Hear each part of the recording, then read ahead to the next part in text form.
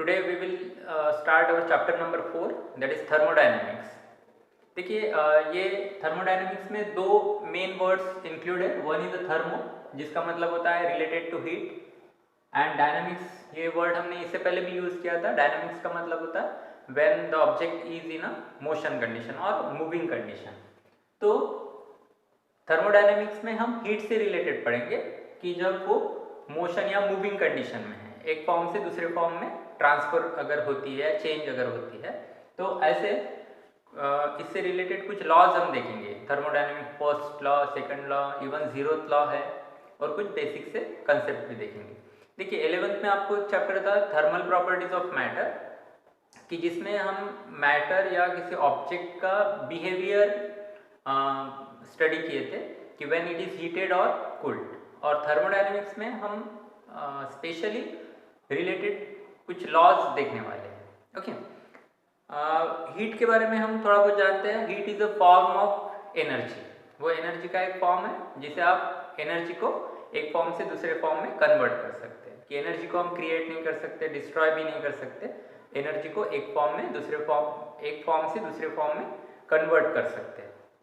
तो यहाँ पे थर्मोडायनेमिक्स में बेसिकली हम वर्क और हीट, इन वर्ड्स है, इससे रिलेटेड हम बात करेंगे. देखिए जब भी हम कुछ वर्क करते हैं तो that work is converted in the form of heat. कुछ एग्जांपल से भी हम ये दो कंसेप्ट समझ सकते हैं. जैसे हम अगर व्हीकल ड्राइव करते हैं, व्हीकल चलाते हैं, तो after driving some distance the engine of the vehicle get heated. या हम अगर एक्सरसाइज की बात करते हैं, जब हम एक्सरसाइज करते हैं तो that work is done by our muscles and then the body get warm up. Even आप ड्रिलिंग मशीन का एग्जांपल लेते हैं. जब भी हम ड्रिल करते हैं, कुछ ड्रिल मशीन यूज करते हैं, while drilling that machine या ड्रिल मशीन जो है वो गर्म आ जाती है. ठीक है, तो इनडायरेक्टली जब भी वर्क डन होता है, that means heat is produced there. Okay, two terms are correlated with each other, और जिसकी पढ़ाई इस थर्मोडायनेमिक्स में की जाती है. थर्मोडायनेमिक्स क्या है? Thermodynamics it is a branch of physics which deals with the concept of heat and temperature, जो हीट और टेम्परेचर से रिलेट करती है, डीलिंग करती है, as well as the inter conversions of heat and the other form of energy. Heat is exchange between two different objects. For example, if we are taking hot water and cold water, when hot water is come in contact with the cold water, then that cold water is get warm, या जो hot water है वो ठंडा हो जाता है. Means some exchange of heat is taken place. अगर हम चाय ऐसे रख देते हैं, थोड़ी देर बाद देखते हैं तो चाय का जो टेम्परेचर है वो कम होते हुए दिखता है, या चाय थोड़ी ठंडी हो जाती है. Means heat is exchange in the surrounding. तो ये सब जो बातें हैं वो थर्मोडायनेमिक्स के अंडर में आती है.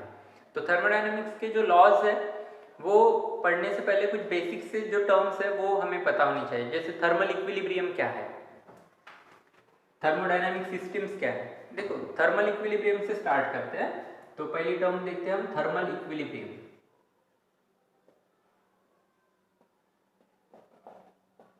इक्विलिब्रियम का मतलब होता है सेम, ओके, इक्वल. तो जैसे अभी जस्ट मैंने एग्जांपल दिया कि थर्मल इक्विलिब्रियम में दोनों ऑब्जेक्ट का टेम्परेचर जो है वो सेम होता है.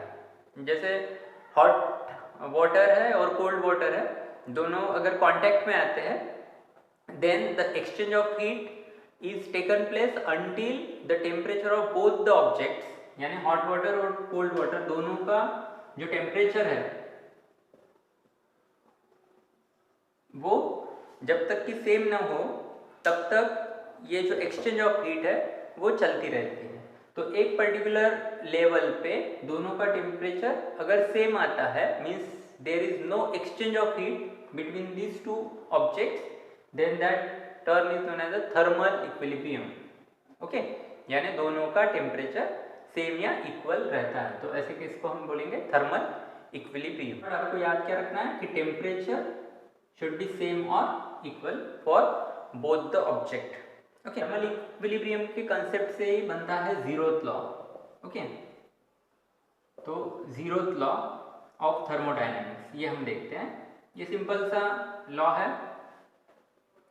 एक्चुअली इसके नाम इसलिए दिया गया है जीरोथ लॉ ऑफ थर्मोडायनेमिक्स क्योंकि ये प्रपोज किया गया है after the formulation of first law और सेकंड लॉ। फर्स्ट लॉ और सेकंड लॉ बनने के बाद ये आया है जीरोथ लॉ। ओके, तो इसलिए इसका नाम, जैसे फर्स्ट लॉ आया फिर सेकंड लॉ आया, लेकिन इससे पहले ये होना चाहिए करके इसका नाम जीरोथ लॉ।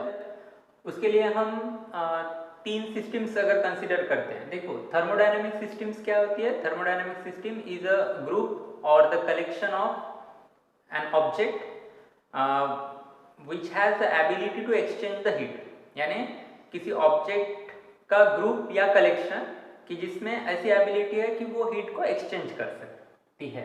ओके, कि जिसमें हीट को एक्सचेंज करना पॉसिबल है, ऐसे कलेक्शन या ग्रुप को हम बोलेंगे system. Suppose A B C, इस तरह से हम तीन सिस्टम कंसिडर करते हैं कि जिसमें हम ए और सी का टेम्परेचर सेम है ऐसा कहते हैं। दैट मीन्स ए और C is in equilibrium condition. Again suppose A B C, ये तीन सिस्टम है कि जिसमें ए और बी का टेम्परेचर सेम है, लेट इट बी। तो ये दो ए और बी सिस्टम जो है वो थर्मल इक्विलिब्रियम कंडीशन है। देन ए बी और सी में बी और सी भी इक्विलिब्रियम कंडीशंस में रहेंगे। This is what the simple zeroth law of thermodynamics. Overall system B और सिस्टम सी जो है वो तीनों थर्मल इक्विलिब्रियम कंडीशन में रहेंगे। देखिए सपोज इसका टेम्परेचर 20 डिग्री है तो इसका भी टेम्परेचर 20 डिग्री रहेगा। अगर ये 20 डिग्री हमने कंसिडर किया और ये दोनों इक्विलिब्रियम कंडीशन में है तो ये भी 20 डिग्री रहेगा। इस तरह से हम बोल सकते हैं कि तीनों का टेम्परेचर जो है वो सेम रहेगा। ओके, सिंपल मैथमेटिक्स का कंसेप्ट भी हम अगर यूज करते हैं तो ये तीनों सिस्टम्स इक्विलिब्रियम कंडीशंस में रहेंगे। This is what the zeroth law of thermodynamics. Okay, इसका स्टेटमेंट जो है वो आपके टेक्स्ट बुक में दिया है, आप उसे याद कर लेना। थर्मोडायनेमिक्स का ये जो कंसेप्ट है वो यूज किया जाता है थर्मोमेट्री में। Now what is thermometry? तो thermometry is a branch of science कि जिसमें टेम्परेचर मेजर करना रहता है, डिफरेंट टेम्परेचर स्केल्स के बारे में बताया जाता है, या किसी ऑब्जेक्ट का टेम्परेचर मेजर करने की डिफरेंट जो मेथड्स रहते हैं वो आता है थर्मोमेट्री में। ओके, देखिए हम थर्मोमीटर जब यूज करते हैं for the purpose of measuring the temperature of suppose our body, तो उसमें क्या होता है वो सडनली टेम्परेचर शो नहीं करता। It varies from certain temperature to the temperature of the body. Okay, और वो कहाँ पे स्टॉप होता है? जब अपने बॉडी का टेम्परेचर और थर्मोमीटर का टेम्परेचर इक्विलिब्रियम कंडीशंस में आता है। ओके, देखिए थर्मोमीटर का हम जब यूज करते हैं for the purpose of measuring the body temperature, जैसे हमें बुखार आता है तो हम थर्मोमीटर से टेम्परेचर मेजर करते हैं। व्हाट एग्जैक्टली हैपन्स देयर कि थर्मोमीटर और अपना बॉडी टेम्परेचर वो जब तक थर्मल इक्विलिब्रियम कंडीशंस में नहीं आता है तब तक वो टेम्परेचर जो है वो शो करते रहता है। ऐसा नहीं होता है कि हमने थर्मोमीटर लगा दिया और सडनली उसने टेम्परेचर बता दिया, वैसा नहीं। वो वेरी होता है एट अ सर्टेन पॉइंट, और जब थर्मोमीटर और ऑब्जेक्ट उन दोनों का टेम्परेचर सेम रहता है, ये मीन्स इक्विलिब्रियम कंडीशंस में रहता है, तब वो डिस्प्ले करता है या बताता है कि this is the temperature of the object. Okay, हम नेक्स्ट जो टर्म है वो देखते हैं, that is the internal energy.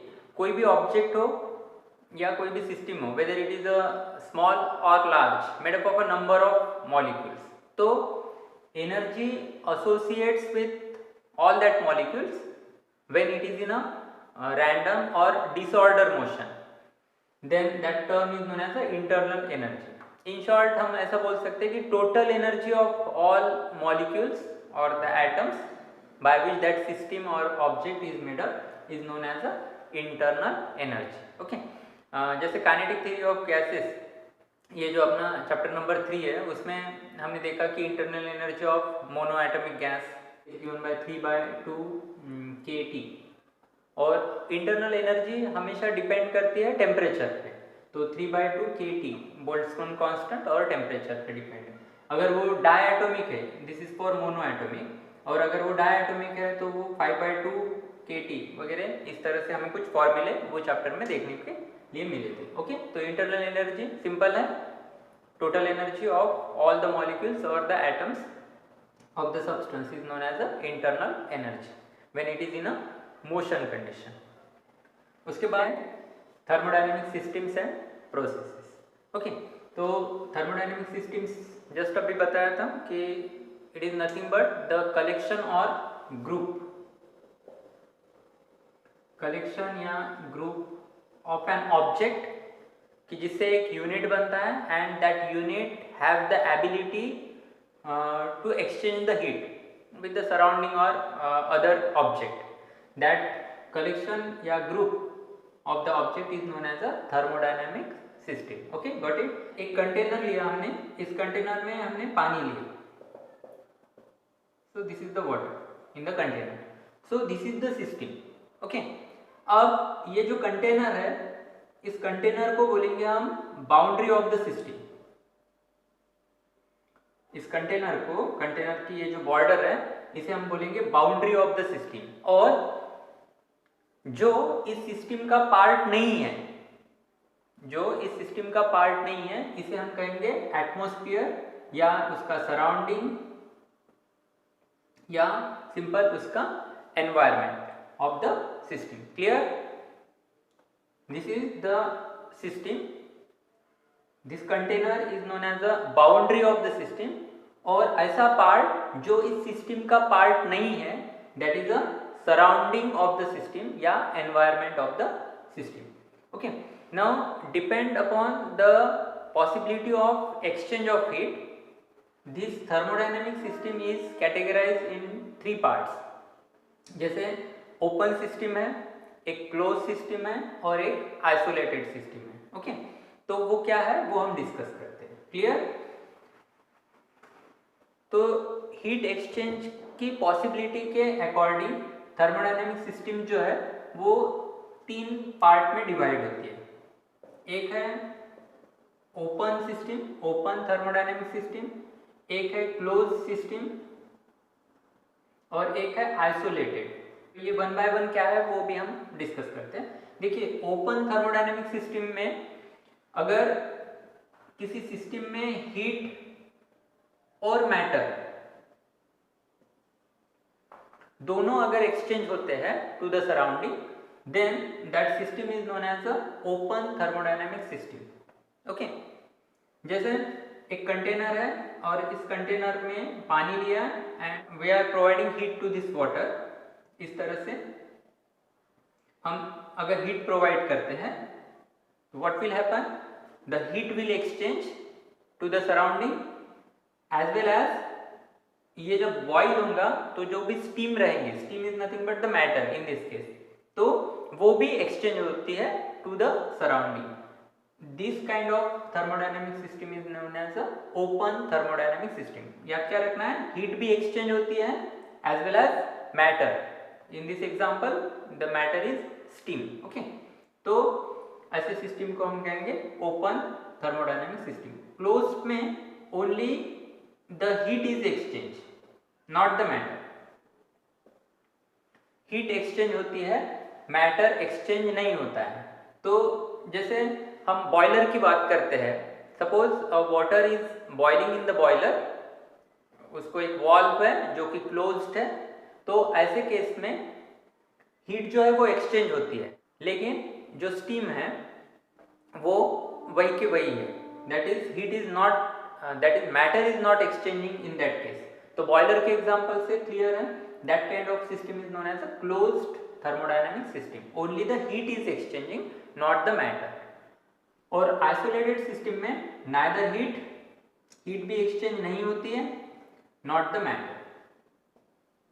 Here only the heat is exchanging, not the matter. और यहाँ पे दोनों।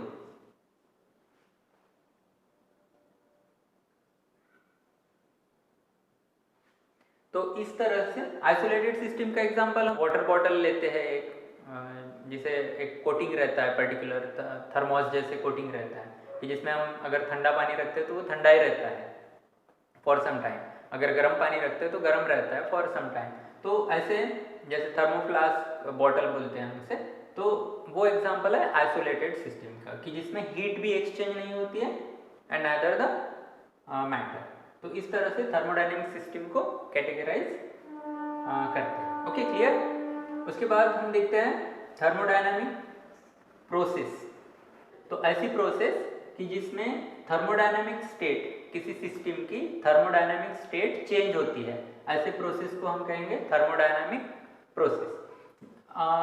जनरली थर्मोडायनेमिक प्रोसेस के लिए 3 पैरामीटर्स कंसीडर करते हैं, टेम्परेचर, प्रेशर और volume. Three states of matter mostly हमें सबको पता है कि सॉलिड, लिक्विड और गैसेस। तो वो स्टेट अगर चेंज होती है तो ऐसे प्रोसेस को हम कहेंगे थर्मोडायनेमिक्स प्रोसेस। सिंपल एग्जांपल लेते हैं, एक कंटेनर है, कंटेनर में वाटर है, it has a particular temperature, initially we are providing a heat और इसे हम बॉईल करते हैं। Suppose a lid is there, एक ढक्कन रखा है हमने उसके ऊपर, और जब बॉईल होता है means steam is produced, means obviously उसका स्टेट चेंज हो रहा है लिक्विड टू गैसेस, क्योंकि स्टीम प्रोड्यूस हो रहा है। अब जब स्टीम प्रोड्यूस होता है, जब वो बॉईल होता है इनिशियली उसका टेम्परेचर वेरी होता है। जब वाटर बॉईल हो रहा है दैट मीन्स उसका टेम्परेचर वेरी हो रहा है। ओके, जब ये बॉईल होता है दैट कन्वर्टेड इनटू स्टीम। तो स्टीम जब प्रोड्यूस होंगी, यहाँ पे इसके ऊपर ढक्कन रखा है तो, या लीड रखा है, इसके ऊपर लीड हमने रखा है, ढक्कन रखा है, तो जब स्टीम प्रोड्यूस होती है तो that steam will exert a pressure on the wall of this container, यानी यहाँ पे एक टर्म आई है प्रेशर।